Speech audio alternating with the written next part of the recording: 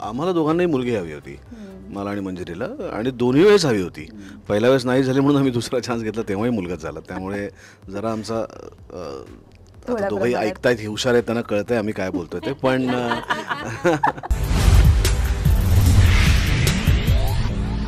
नमस्कार मंडळी, राजश्री मराठीमध्ये तुम्हा सगळ्यांचं स्वागत आहे.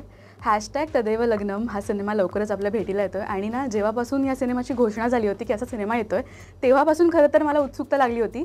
आणि फायनली या स्टारकास्ट माझ्यासोबत आहे आणि कॅप्टन ऑफ द शिपसुद्धा आहेत. तर आपण छान गप्पा मारूयात आणि अजून इन्सायडर्स काय काढता येतील आपण बघूया.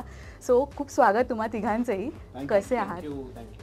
मस्त, उत्तम, येस. मस्त कॉफी पिऊन चार्जअप तर झाला आहे. तर माझं एक प्लस पॉईंट त्याच्यामध्ये की माझ्या इंटरव्ह्यूच्या आधी मस्त कॉफी आली हातात. पण सर, तुम्हाला विचारायला आवडेल, आणि first of all thank you so much, कारण का आमचे लाडके कलाकार जेव्हा एकत्र येतात ना, तेव्हा आम्हाला बघण्यासाठी एक पर्वणी असते. सो ह्यांना एकत्र आणणं टास्क होता की इझी होता? तो टास्क होता, पण म्हणजे तो खरं तर टास्क आहे, पण मला ते इझी होतं. कारण हे माझे खूप जुने मित्र आहेत दोघंही. तेजश्रीने आणि मी तर ऑलरेडी एक फिल्म केलेली आहे. सुबोध बरोबर तुम्ही माझं सगळं करिअर सुरू केलेलं आहे, नाटकापासनं सगळं. सो माझ्यासाठी ते थोडंसं इझी होतं. पण येस, या दोघांना कन्व्हिन्स करणं एखाद्या सिनेमासाठी, एखाद्या रोलसाठी इज रिअली डिफिकल्ट. वाव. पण म्हणजे तुम्हा दोघांना एकत्र बघताना खूप भारी वाटतंय. जसं मी म्हणाले की सिन्स अनाऊन्समेंट झाली तेव्हापासून खूप उत्सुकता होती, कारण का हॅशटॅग जे आत्ताच्या पिढीला खूप साजेसं असं नाव आहे, तसं या सिनेमाचं नाव आहे. पण मला विचारायला दादा की तेजश्री कोस्टार म्हणून कशी आहे? मैत्रीण तर ती उत्तम आहेच, आता आल्याला तुमची मस्ती सुरू झाली होती, सो कशी एक भट्टी जमली आहे? नाही, खूपच छान आहे. मला असं वाटतं की मी सांगू का, जनरली माझा कुठल्याच काम करणाऱ्या माझ्या सहकलाकाराबरोबर कधीच प्रॉब्लेम येत नाही. कारण प्रत्येकजण खूप मनापासून अत्यंत प्रामाणिकपणे इथे काम करायला आला आहे, आणि त्याची स्ट्रगलची गोष्ट पूर्ण करून किंवा अजूनही ती चालू असलेली आहेत. त्यामुळे त्या सगळ्या कलाकारांबरोबर काम करताना मला खूप छान वाटतं. मला जसं मी उगाच सिनियर म्हणत नाही, पण कदाचित काही वर्षांनी मी सिनियर असेन तिच्यापेक्षा काम करण्याच्या बाबतीत. पण मला माझ्या सगळ्या सिनियर कलावंतांनी ज्यांच्याबरोबर मी कामं केली, अजूनही करतो आहे, त्या सगळ्यांनी इतक्या प्रेमाने सांभाळून घेतलं, इतक्या प्रेमाने जपलं. कुठे चुकत असेल तर खूप प्रेमाने सांगितलं. आणि सगळेच, म्हणजे अगदी अशोक सराफ असतील, मोहन जोशी असतील, विक्रम गोखले असतील, सुहास जोशी असतील, रीमा लागू असतील, तर या सगळ्यांनी इतक्या प्रेमाने सांभाळून घेतलं आणि इतकं गोड पद्धतीने की मला ते कधी जाणू दिलं नाही की मी नवीन आलो या क्षेत्रात काम करायला, आणि खूपच नवीन आहे. म्हणजे मला कित्येक गोष्टी कळत तेव्हाही नव्हत्या, आजही कळत नाहीत, पण तरीसुद्धा त्यांनी खूप प्रेमाने माझ्याकडनं त्या गोष्टी काढून घेतल्या, मदत केली मला कॅरेक्टर सापडून घ्यायला. तर मला असं वाटतं की जे संस्कार माझ्यावरती झालेत, तर ते म्हणजे मला एखादा सहकलाकार असतो जो आपल्याला फार आवडत नाही त्याचं काम, पण मला असं वाटतं त्या दिग्दर्शकाने काहीतरी विचार करून त्याला घेतलं आहे, आणि तुझ्या आणि तुला तो आवडतो का नाही याच्यापेक्षा सुद्धा तुम्ही दोघांनी मिळून तो सीन चांगला करणं हे जास्त महत्त्वाचं आहे. आणि जेव्हा एखादी सहकलाकार तुझ्या आवडीची असते, तिचं काम तुला आवडत असतं, आणि जेव्हा ती तुझ्याबरोबर काम करत असते, तेव्हा प्रयत्न हाच असतो की आपण एक हा जो सीन आपल्याला दिग्दर्शकाने दिला आहे, किंवा जो चित्रपट आपल्या वाट्याला आला आहे, जे व्यक्तिरेखा आपल्या वाट्याला आल्या आहेत, ते आपण इतक्या छान पद्धतीने, इतक्या मनापासून करूया की जो आनंद आपल्याला तिथे मिळेलच, पण ते पडद्यावरती बघताना लोकांनाही तितकाच आनंद मिळेल. आणि तो प्रयत्न आमच्या शूटिंगच्या दरम्यान झाला. एकतर तीही तितकीच प्रामाणिक आहे, अत्यंत मनापासून काम करणारी आहे, छोट्या छोट्या गोष्टी तिच्या व्यक्तिरेखेच्या बाबतीत शोधणारी आहे. आणि असा जेव्हा एक कायमस्वरूपी शोध घेणारा कलाकार तुझ्याबरोबर असतो, तेव्हा आपल्यावरही एक दडपण असतं, जबाबदारी असते की आपल्याला कुठेही लूज पडायचं नाही आहे. आणि मग ती एक अभिनयाचे गांभीर्य, काम करण्याचे गांभीर्य, ते वातावरण आपोआप जपलं जातं, सांभाळलं जातं. तर मला खूप छान वाटलं तेजश्रीबरोबर काम करताना. खरं. आणि सुबोध सरांबद्दल तर एक आदरयुक्त भीती आहे, पण ते मुळात कसे ते आपल्या सगळ्यांना माहिती आहे. आल्यालाच तुमचं सुरू झालं होतं. कसा एक बॉन्ड तयार झाला आहे. आणि बऱ्याच जणांशी मी गप्पा मारताना जेव्हा त्यांना कळतं की सुबोध सर आपल्यासोबत काम करतात, तर ती एक फिलिंग असते ना की बाबा सुबोध सर आहेत. कम्फर्ट तर आहेच, पण थोडंसं नर्वसनेस पण येतं त्यासोबतच. नाही, नर्वस तर हो, म्हणजे नर्वसनेस अगेन तू बोललीस तसं की ती भीती जी असते ना, ती रिस्पेक्टफुल भीती असते, त्यामुळे ती असायलाच हवी आपल्याला.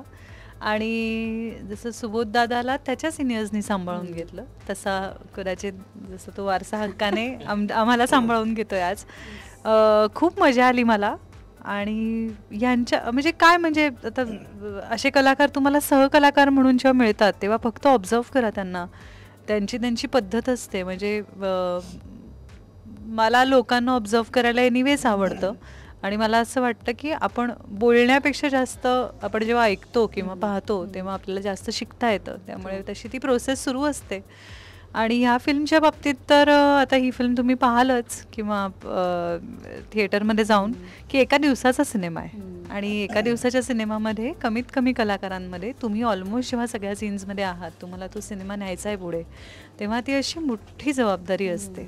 नाटक करताना जशी असते ना की 2 तास आपल्याला प्रेक्षकाला खिळवून ठेवायचे त्या खुर्चीवर, तसं ह्या सिनेमाच्या बाबतीत ना ते एक फिलिंगसुद्धा होतं की एक सीन झाला, चला आता आराम आहे, चला आता छान आपल्याला पानाफुलांमध्ये फिरून नाचायचं आहे, धावायचं आहे, बागडायचं आहे.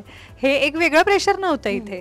पण इथे सातत्याने एक काम करायचं होतं, डायलॉग डिलिव्हरी होती, तुम्हाला खूप बोलायचं असतं, तेव्हा कधीतरी अशी एक भीती असते की ते खूप वाचिक होईल का किंवा आपण खूपच बोलतोय का सिनेमात. पण समोरचा सिनियर कलाकार ज्याला करेक्ट सूर माहिती असतो त्या सीनचा किंवा त्या घटनेचा, त्या क्षणाचा, तो तुम्हाला तो सूर मिळवून द्यायला फार मदत होते. त्यामुळे सुबोध बरोबर काम करताना इट्स लाईक अर्ध काम तुमचं होतं, कारण तुम्ही त्याच्याकडे बघा, ऑब्झर्व करा, तो जे करतोय ते त्याच्यात समरस व्हा आणि पुढे करा.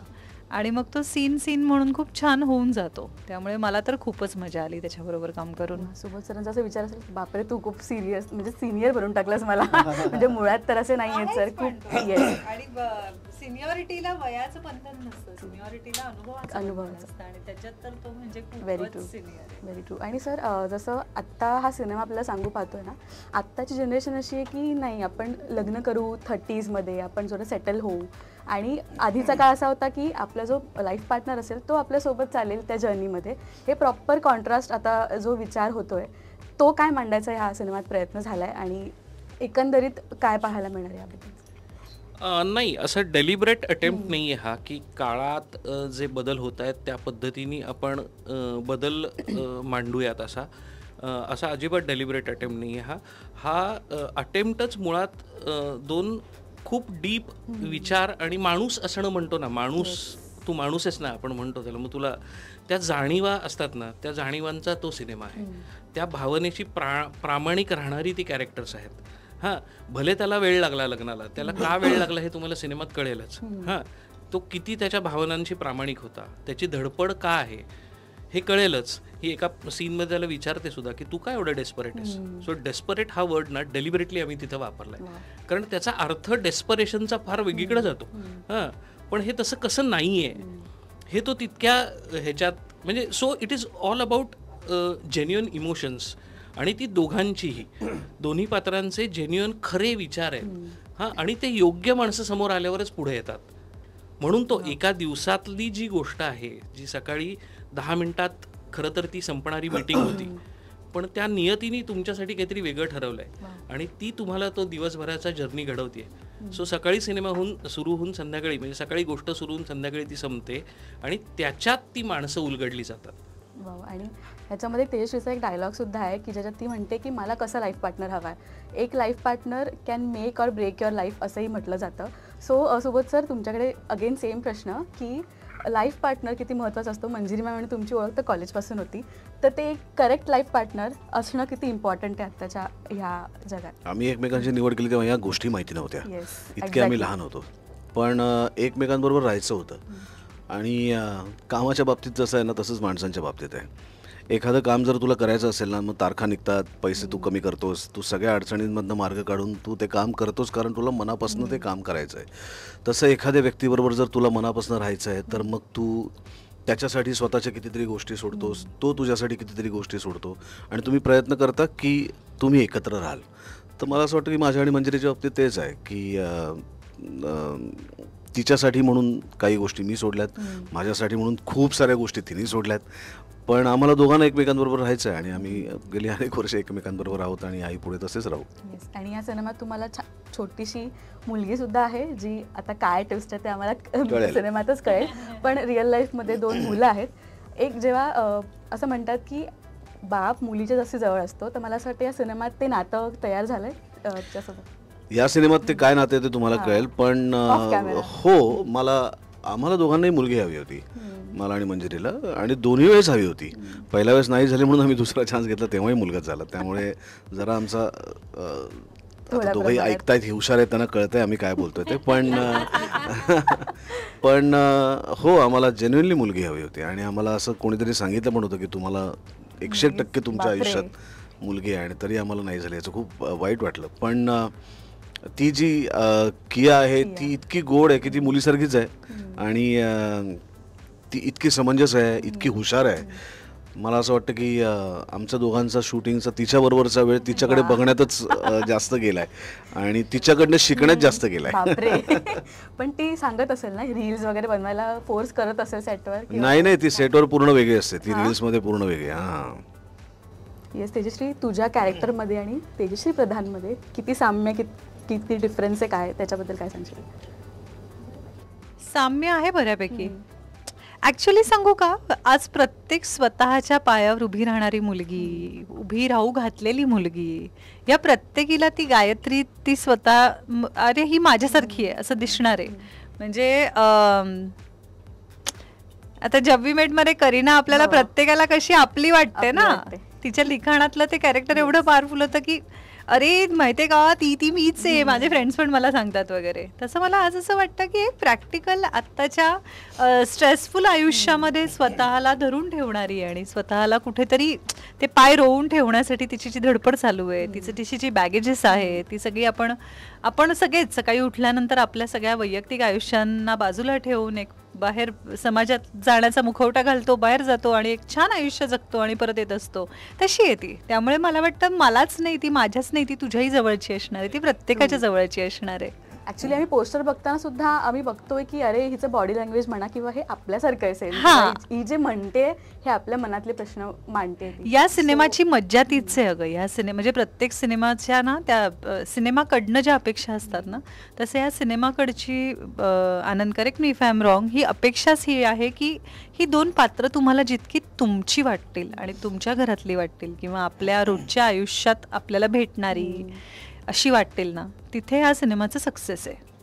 मस्त. आणि बरोबर मोक्याला सिनेमा आणताय, कारण का डिसेंबरपासून ती लगीन सराई सुरू होते आणि कन्फ्युजन बऱ्याच जणांचं दूर होणार आहे ह्या सिनेमाच्या द्वारे. थँक्यू सो मच आणि खूप शुभेच्छा तुम्हाला या सिनेमासाठी. थँक्यू.